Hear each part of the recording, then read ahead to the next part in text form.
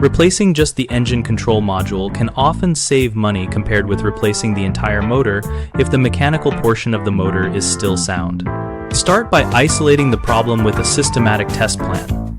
Remove power and use a calibrated multimeter to check the module input voltages and control outputs against the service manual specifications, because many faults are electrical rather than mechanical.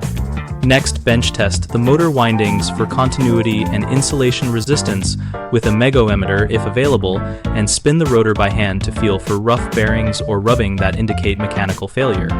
If the module fails electrical tests but the windings show correct resistance and insulation and the rotor spins freely, replacing the module is the cost-effective route.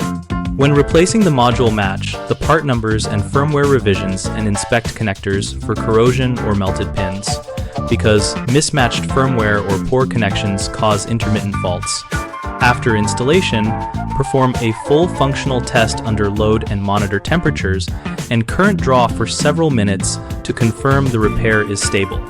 Common mistakes include assuming the module is bad without testing the motor, which leads to unnecessary module replacements and wasted money. Always test windings and bearings first.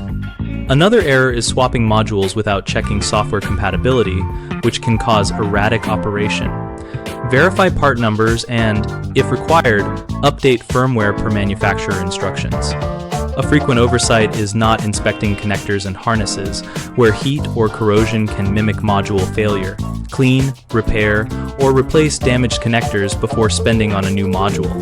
We built BigHomeProjects.com to help homeowners find trusted local contractors and help contractors find work through our listings and community.